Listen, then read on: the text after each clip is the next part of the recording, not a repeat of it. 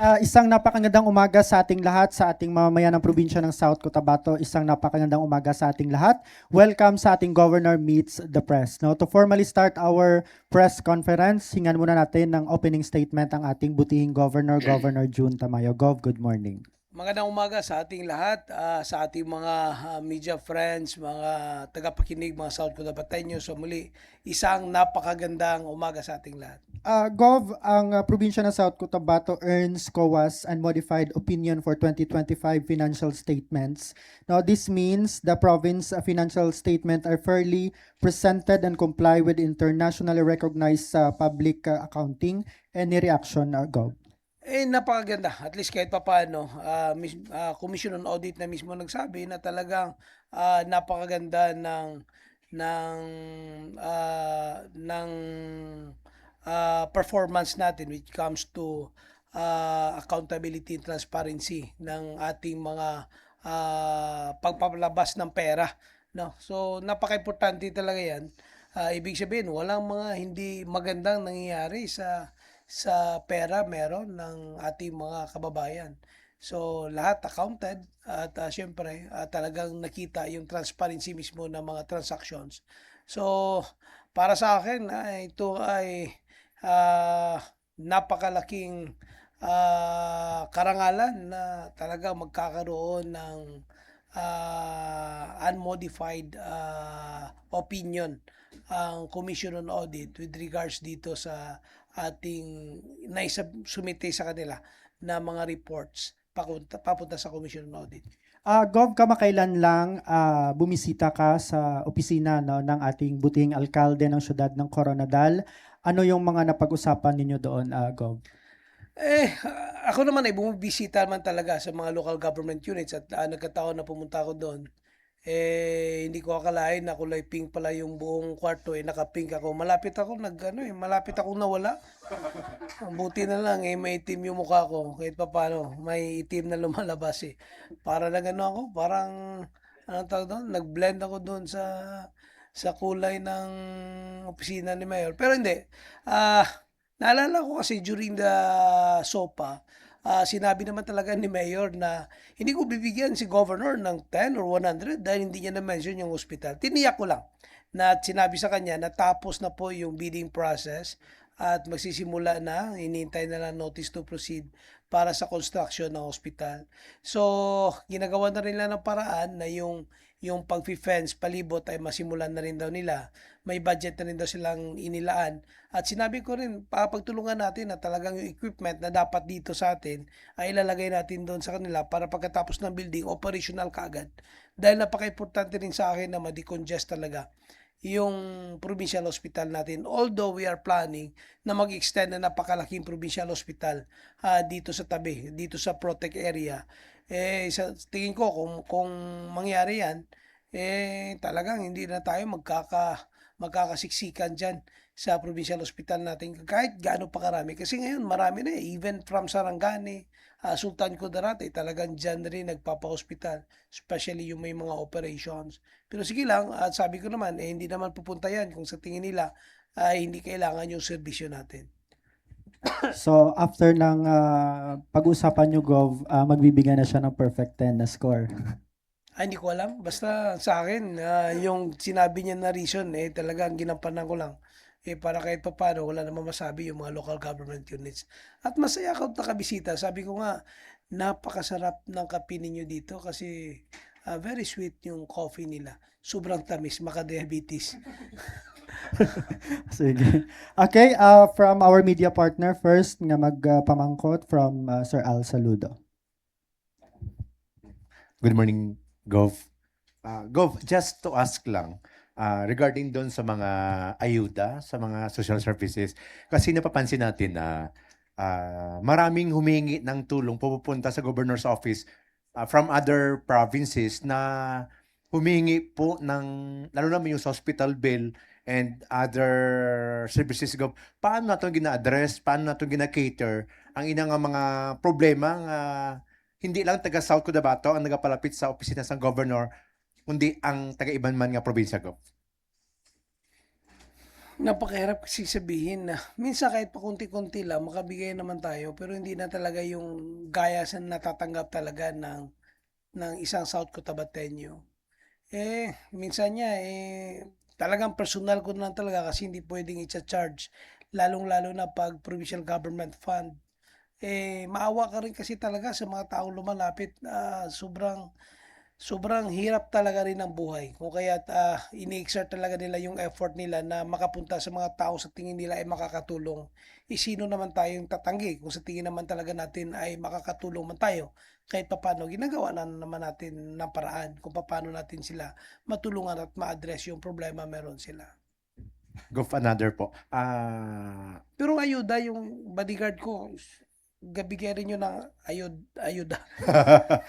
Ah, Gov, dagdag na katanungan lang po. Regarding dun, Gov, sa hospital kanina, do you think na pag ma-workout, ma-person na yung hospital sa may City of Coronadal, ini ba makadagdag ng employment sa atin sa South Cotabato?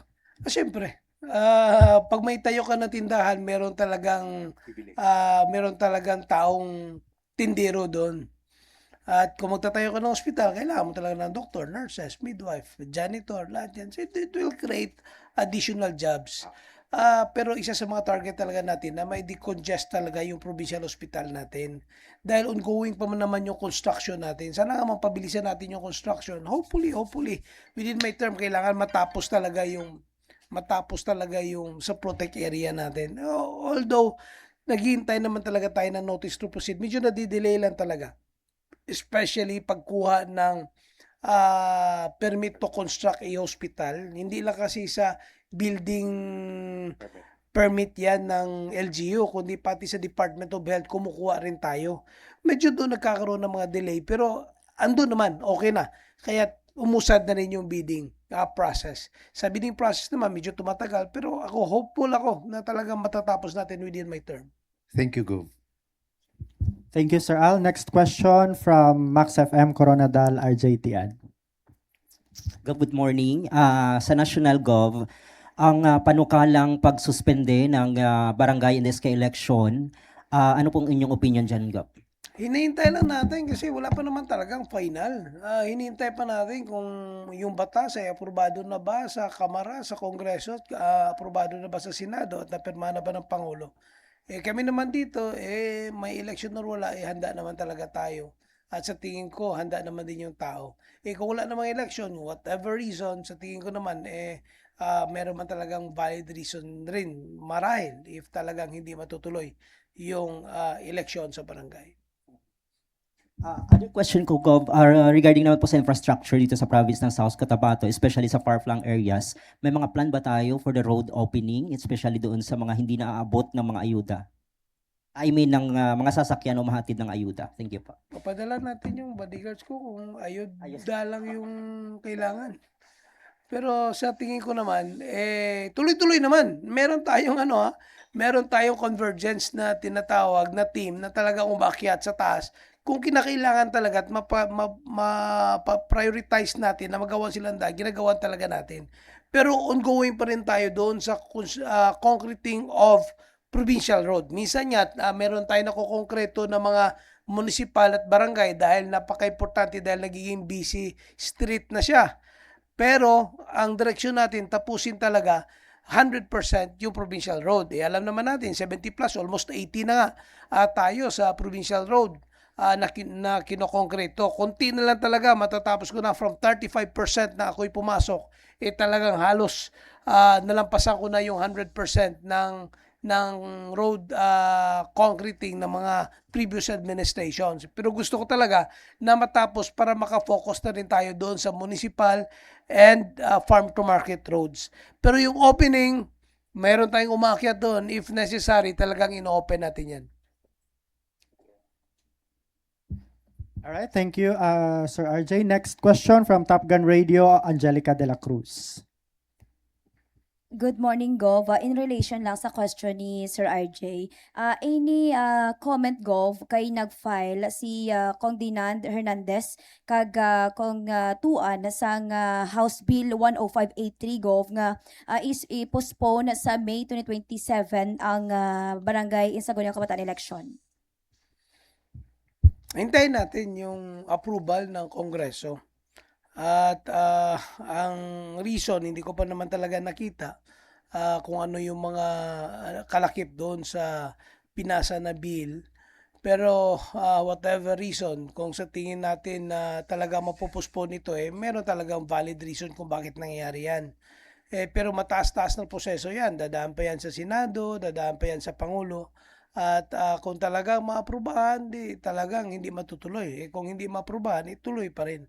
Hanggat walang napirmahan ang ating Pangulo, hanggat hindi na isa batas ang bill, ay talagang tuloy pa rin hanggang sa ngayon yung eleksyon.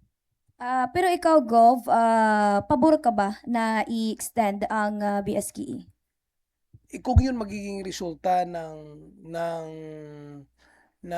batas, sino ako na executive na hindi papayag? Pero kung talagang hindi mapayagan, palagi ko sinasabi na handa naman din tayo, handa naman din yung mga tao na talagang boboto rin ngayong eleksyon. All right, thank you. Miss Angelica, next question from RMN Coronadal, Ayan Luzare. Gov, good morning. Ngayong buwan ng Agosto, Gov, is ito yung Buwan ng wika. buwan ng wika. At saka, ito din yung buwan na itinakda ng DepEd na hudyat sa mga PTEs natin na mag-collect na. Dito ba sa South Cotabato, Gov, pinapractice pa ba natin yan, Gov? Bawal. Meron tayong memorandum of agreement na bawal talaga mag-collect sa PTA. Hindi ko alam kung sinama nila yan dito, pero talagang binabawalan natin yan dahil malaki yung ginagastos natin. We are spending almost the same as the real property tax na 1% intended for special education fund. Kung nagko-collect tayo ng 120 million rin yung binibigay ko to make sure na talagang wala na collection sa PTA. Pero kung gusto nila magko-collect, i-withdraw ko ito 120 million. Isipin mo 120 million a year. Gaano kalaki yung may tulong yan sa infrastruktura. Pero we are investing in the education. Kaya talagang sinisiguro ko na lahat ng tao may pera or wala ay makapag-aral. Ito yung pera, wag yun ang distribuhin yung pamilya sa pagpaparal ng kanilang mga anak. And that's very clear. Since the start ng office ko as your governor and as mayor before ng Tupi, talagang binawalan ko yan. Sabi ko, lahat na kailangan ng school, sabihin nyo, bibigay ko. Basta wala talagang koleksyon ng PTA. Very clear yan. Nagkakaroon na ng MOA, Memorandum of Agreement. Ngayon, alam nyo ba na ang City of Coronadal is not part of the South Cotabato Division? And yet, tumutulong pa rin ako kasi yung real property tax ng city ay hindi na pumupunta sa provincial government. So yung 1% kanila lang talaga yun. So binibigay yung direkta sa kanila para sa education. Pero napromisa ko noon na kahit na sa City of Coronadal ay ililibre natin, nagdadagdag pa rin ako ng pera for City of Coronadal to make sure talaga na even in city na nasa city division ay libre pa rin yung pag-aaral because of our assistance na binibigay sa mga eskwelahan. So ito ay babala sa mga guro na kailangan magtulungan tayo. Isa lang adikain natin, mag-educate na kabataan. Adikain natin, i-prioritize ang education dahil ito yung nakikita natin na maging sustainable solution for development. Kung mapapansin ninyo, ang bayan ng Tupi noon, sinasabi nila, may Tupi ba? Parang ghost town. Dahil madadaanan mo lang from Jansan to Coronadal Pero ngayon talagang mapapahinto ka padating mo sa Tupi. Bakit man? Because of the traffic. Why? Because of the economic activities generated through education. Dahil sa na-educate natin yung tao, nagnegosyo, nagtrabaho, may investments, may mga investors na pumasok, nagtatrabaho, employment, talagang lumaki. So ngayon kung papansin mo, matatraffic ka na, padangan mo na Tupi, any time of the day. Talagang traffic yan. Kahit gabi, dahil marami pa rin naghihinuman. Kaya talagang nagkakaroon ng traffic because of economic activities na na-produce out from education. Sa ngayon or yung dati na na-educate natin na talagang nagkatrabaho at nag-create na ng sariling economic activities. Thank you so much, Gov. Gov, kamakailan is in-announce yung pagtaas ng daily wage ng mga GOs natin. What about, Gov, yung mga PSB natin? May dagdag ba sa mga honorariums nila, Gov? Pag may chance, nagdadagdag mo talaga ako. Sige, Gov. Alam mo nila yan. Pero alam mo ba na ang PSB noon ay before my time, I think dalawa na lang or pawala na. I think dalawa na lang or pawala na. Or wala na talaga. Nung pumasok ko, umabot ito ng 1,600, I think. Or malapit 2,000. Ganun karami. Ganun kalaki din yung binabudget natin dyan. Kaya't nga't sabi ko, ginagawa ko ng lahat. Binabawasan ko na yung pundo ng governor's office to make sure na ma-educate natin yung mga kabataan. Kaya't nga tumaas, gumanda yung rating natin sa literacy rate eh. Isipin mo, top 10 ka sa buong Pilipinas dahil sa mga bata natin, talagang walang rason yung magulang na hindi paralin yung kanilang mga anak dahil libre na. Wala naman silang dapat gagastusin dyan. Very minimal kung meron man dahil nga libre na nga yung edukasyon sa South Cotabato. Even in college. Hirap na nga kasi private sector eh. Hindi naman government sector. Pero may mga tulong sa government. Pero kahit paano, talagang ginagawa lang talaga ng paraan para lang ma-implementa yung pinangako natin sa taong bayan. Alright, thank you. Yan, next question from Bombo Radio Coronadal, Sir Charles.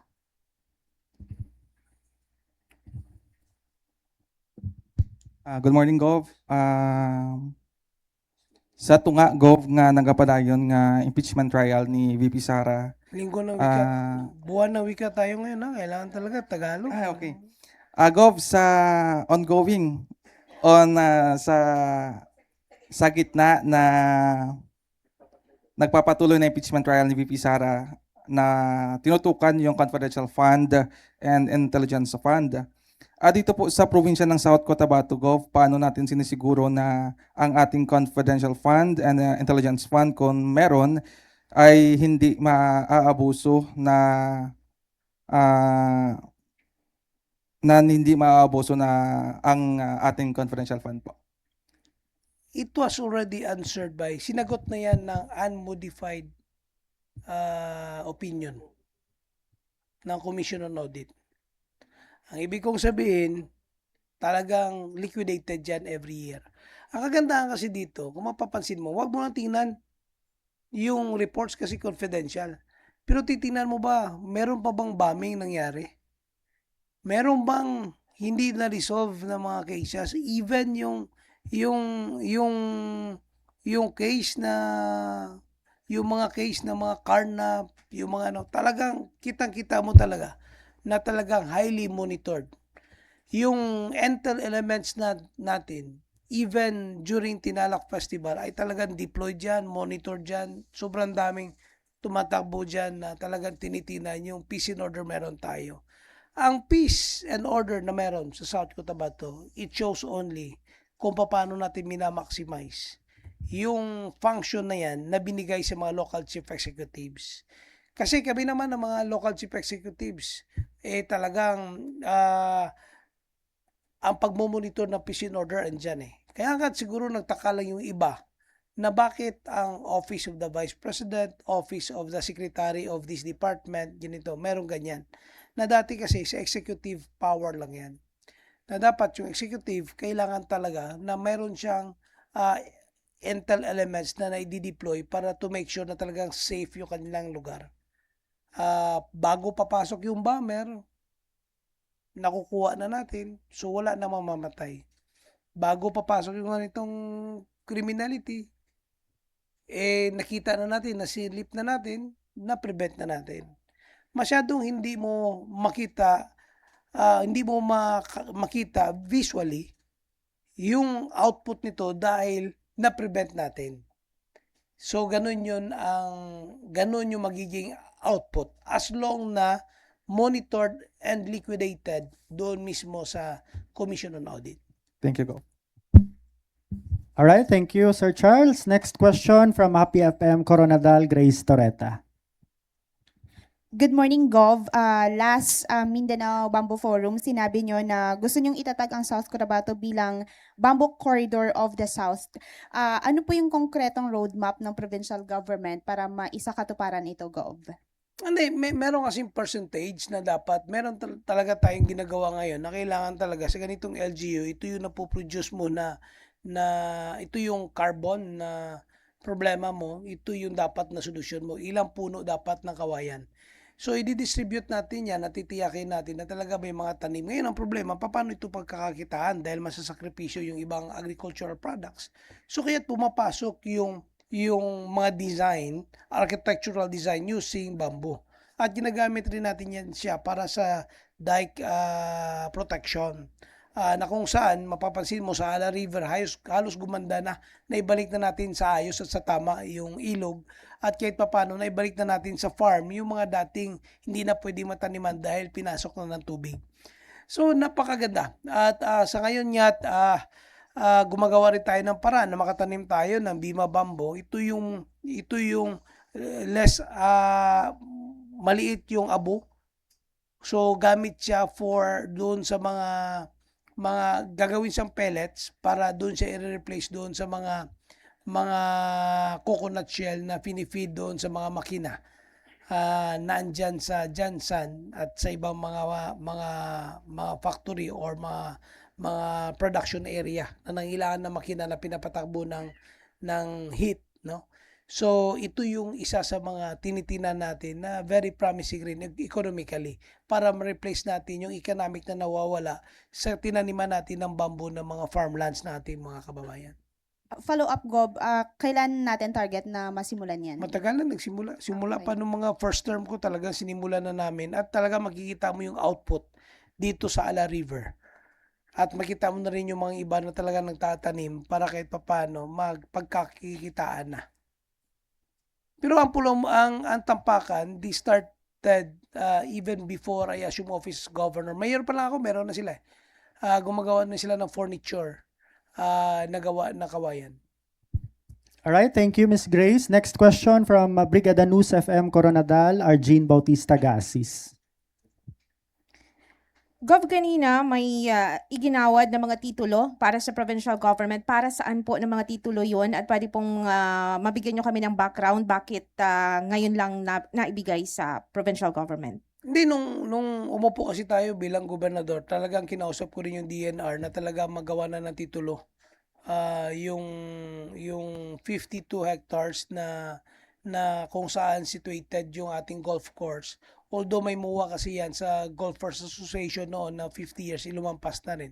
So ginawa natin ngayon dahil andito na yan sa atin, sabi ko patituluhan na rin pati na yung mga areas na inoccupy ng provincial government na wala pang title. Itong provincial hospital, Protect, yan, nauna lang ito. Pero yan, actually halos magkasabay sila na i-process yan noon. During my first term na talaga may process yung mga titulo ng lupa ng provincial government. Gaano ito ka-importante para sa probinsya? Pag nakapangalan sa provincial government, hindi na pwede mag-claim, hindi na rin pwede papasukan ng mga squatter at magiging kasama ito sa mga areas na pwede natin ma-develop para sa ibang direksyon ng provincial government. Pwede natin gawing gagawa tayo dyan ng mga villas para kung may bisita tayo dyan na natin patirahin. Gagawin nating tourist destinations. Gagawa tayo dyan na kung anong pwede natin. Kasi malapad that is 52 hectares. Pwede rin tayo gumawa ng mga offices dyan, ng mga provincial offices, ng mga national government agency. Depende na lang sa pag-uusapan. Napaka-importante talaga na alam na atin na talaga yung lupa. Kasi hanggat hindi pa natituluan sa atin yan, hindi pa atin yan. Gov, nung nakaraang linggo, inanunsyo ng PVET na negative sa ASF yung mga baboy na tinest doon sa Surala. Pero hindi pa rin nila matukoy kung anong sanhi ng pagkamatay ng mga baboy doon sa Surala. Anong komento nyo dito at anong direktiba ninyo po sa ating OPVET? I-make sure lang nila na ma-isolate nila yung virus, if ever virus man talaga yan. So kaya pinasiguro ko na ito yung area. Chinek na natin ang 50 kilometers, 5 kilometers. Nag-negative na. Pina-check natin yung 10, yung 20, yung 50. Sa tingin ko naging negative na. Na-isolate na nila yung problema. So whatever virus na andyan, talagang na kulong na nila. At talagang nagiging safe na rin yung mga baboy sa palibot. Alright, wala na. Karagdagang tanong. Alright, magandang araw, South Cotabateños. Ako, si Cres James Cabaylo. At para mas makilala natin ang ating gobernador beyond his official duties, oras na para sa isang mabilisan at exciting na bahagi ng ating programa, ang Fast Talk with Governor Tamayo. Walang paligoy-ligoy, mabilisang tanong, mabilisang sagot. Gov, ready na po ba kayo? Okay. Alright, sige. Walang First- isip-isip makaya. Yan. First question, lights on, lights off. Lights off. Alright. Kritiko o supporter, sino ang mas makakatulong sa isang leader? Kritiko. Ano ang isang bagay na gusto mong sabihin sa mga taong hindi naniniwala sa iyong liderato? Wait until you become. Kapag pagod na ang gobernador, sino ang governor niya? Meron pa ba? Sino, Gov? Ha? Kapag pagod daw po kayo, sino ang inyong governor? Mrs. Sabi ni Arjen. Arjen nagsabi nun. Kapag may nag-sir, picture tayo, automatic smile o pagod na ako? Nakasmile. Alright? Mas mahirap maging governor o magiging tatay? Maging tatay. And lastly, hot or cold? Hot. Alright, sige, lastly na lang, Gob, mensahe mo sa mamamayan ng South Cotabato. Sa mga kababayan ko sa South Cotabato, sa mga South Cotabateños, papatuloy natin yung pagkakaisa. More than 1 year na lang, ninyo ako magiging gobernador. Alam ko at masakit na rin para sa akin na for almost 9 years, nakakasama ko kayo. Although ngayon talagang, sabi ko, kailangan ko ba na magdandahan na magpaalam? Pero sa tingin ko naman, makakatiyak ko na ang South Cotabato naman will be in good hands after me. Dahil sa aprobado na rin yung ating ISO, yung delivery of services natin is under International Organization for Standardization. So standardized na yan. So sa tingin ko, matuloy-tuloy pa rin yung mga programa, delivery ng services meron tayo. I think South Cotabato will be in good hands. Sa ngayon, patuloy akong hihingi sa inyo ng suporta na ipagpatuloy natin yung pagkakaisa. At sa pagkakaisa na yan, natitiyak ko na talaga makakamta natin yung tunay na progreso at development na ating lalawigan. Alright, maraming salamat sa ating butihing Governor, Governor Reynaldo S. Tamayo Jr., sa ating mga tagapanood at sa ating media partners na nakasama natin ngayon sa ating Governor Meets the Press. Maraming salamat sa inyong lahat. Sa uulitin, magandang umaga at South Cotabato, angat ka sa lahat.